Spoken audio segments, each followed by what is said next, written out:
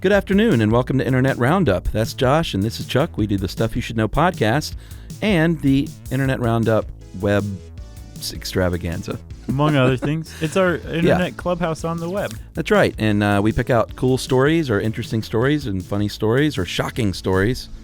And this one's fairly shocking. Yeah, a little bit. This first one dates back to 2005 when a police officer in New York went to get a Big Mac in the drive-thru on duty, bit into it. Allegedly, it was full of broken glass. Yeah. And apparently he went back, which I mean I could see doing if you eat a Big Mac that has glass crushed up on it. Yeah, I could see being upset enough to go back and be like, can I have a different Big Mac than this one? And a Happy Meal on top of that. Right. How Plus, about that? he's also a cop in the Bronx, so he definitely went back. Sure. And apparently there was a kid there who was 18 at the time. His name is Albert Garcia, and he was assembling burgers. And apparently he admitted to doing it. Yeah, he was grilled for about 3 hours in the McDonald's and eventually said, quote, "I started to make the sandwich and I was about to finish it. I put little pieces of glass into the burger as a joke. I didn't know it was going to be sold to a cop." And this touches on a previous thing that we've talked about, which is false confessions, because he didn't do that. He didn't. No. He did not. He did not. So it says in this, I think it's the New York Daily News or the Post, one of the two. I think maybe the Post. It says that he recanted his confession, but he didn't do it. It was a false confession. It was a false confession. He recanted. The jury found him not guilty. In like 30 minutes, I think, right? Yeah, and Officer John Florio, it turns out there were a lot of inconsistencies with his story. He supposedly stopped to get this Big Mac at 11:30, but didn't report it till 7 minutes after midnight. And about 3 days afterward, sued McDonald's for $6 million. Oh, really? He did. He ended up settling for $15,000. That's a little less. A lot less. His former attorney is convinced that the cop was telling the truth. Yeah. But a lot of other people said there was no glass. He got served the burger by a lady. He didn't even get served by Garcia. Okay. It was basically a story he cooked up. We may never know the truth, but the long and short of it is $437,000 was awarded to Albert Garcia in a civil suit paid by the city. Which, okay, so makes sense because he's like, I was falsely accused. My life was ruined for years. My name was dragged through the mud. Yeah. All the Bronx cops hate me. I had to move to Brooklyn. Who wants to live there over the Bronx, you know? Sure. And his civil suit was dismissed. Yes. And it was dismissed because they said that at the time, it was well within Florio's rights to arrest the guy. Yeah. So it wasn't a false arrest. Right. And then he appealed, and the appeals court said, no, we agree with the first ruling. And then years later, he threatened to do it the whole thing again and got a judge to say, yeah, I'll hear your case. And the city went, here's $500,000. Just go away forever. Yeah, which is really unusual to get awarded a settlement when when the case didn't go through. So Albert Garcia, rich for the moment. Yes, and Officer John Florio, not an officer any longer, only got $15,000, and the kid went on to work at White Castle just weeks later. No way. Yeah. Wow. So I guess his name wasn't too besmirched. And now he owns his own White Castle. Yeah, he might. So next, Chuck, we've got one out of Florida. It's my favorite story in a long time. It's a pretty good one. So you're familiar with the Satanic Temple? Yeah, sure. They are, if you follow the Church of Satan, Church of Satan likes to distance itself from the Satanic Temple a lot. Yeah. They basically are like, those guys they're media whores, they're trolls or whatever. Yeah. But if you have a sense of humor or you're appreciative of that kind of thing, you would probably like the Satanic Temple. All right? Okay. They've done some interesting stuff, I should say. Yeah, for sure. The most recent interesting thing they've done is to go to the Orange County, Florida School Board and apply for a permit to distribute workbooks, activity coloring books, to little kids. Right here. That's pretty good. Let's get it up here, too. Yeah.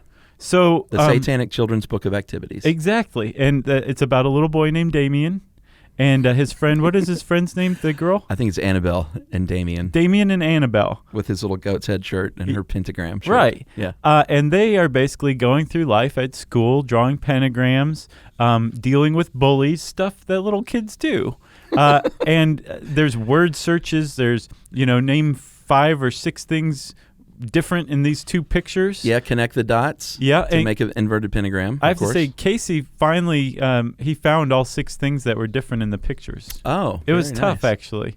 But the theme, the thread that runs through the whole thing are pretty great morals. Well, let's give an example here. Okay. Whopper is big and sometimes scary because he has trouble saying what's on his mind. Help Damien and Annabelle use their patience and open-mindedness to decipher what he wants to say. Nothing wrong with that. That's a pretty great way to deal with the bully. Yeah. There's also a lot of, the themes are tolerance, inclusion, understanding, but there's a lot of goat's heads and pentagrams, and it's, satanic, right? I got to read this one, too. Okay. This is a typical maze, like you find, when you work your way like a pencil maze. Right. But the caption is pretty great. Damien and Damien and Cerberus are trying to navigate this dark, dank labyrinth to find the fabled Necronomicon. Can you use your crayon to show them the way? So it's a kid's book. It's an activity coloring book. Yeah, but the rub here is that it's in Orlando, right? Yeah. Orange County School Board said, we're going to try and stop anyone from distributing religious materials from now on because people are clearly taking advantage now, is what they say. Right now. So this is after a group, evangelical group called World Changers of Florida, distributed Bibles 3 times in Orange County public schools. And for this article, they contacted World Changers, and World Changers said, yeah, we did, and we're going to do it again. We're looking forward to it. Yeah. Apparently, the Orange County School Board was cool with that.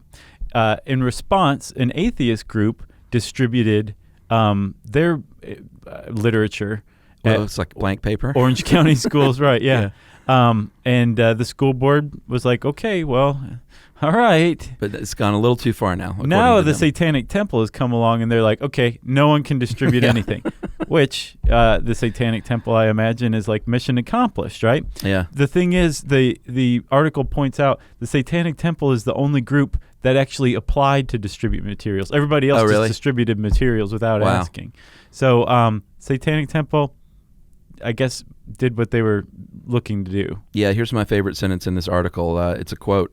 It strongly implies they never intended to have a plurality of voices, said Doug Mesner, co-founder and spokesman for the Satanic Temple, who also goes by the pseudonym Lucian Greaves. Yeah, he's pretty great. Because Doug Mesner, that's not a good satanic name. There's a really great article in Vice about, that statue of Baphomet. Oh, yeah. With the children adoring him. Uh-huh. That's all Satanic Temple. Yeah. And they're having this actual bronze statue of Satan, the goat-headed Satan, with adoring children around his throne being cast right now to be put on the grounds of the Oklahoma Capitol building because there's the 10 Commandments there. So they're like, all right, you got 10 Commandments there? We can put this up too. And all the people in Oklahoma are not looking forward to this at all.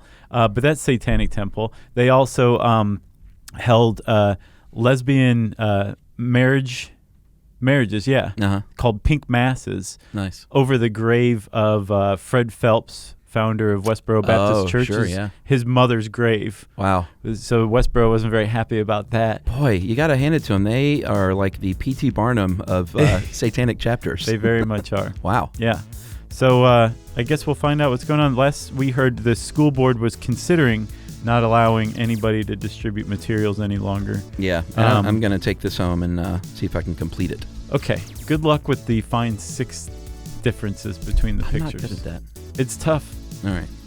I guess that's it, right? Yeah, that's it. Thanks for joining us, and we'll see you next week on Internet Roundup.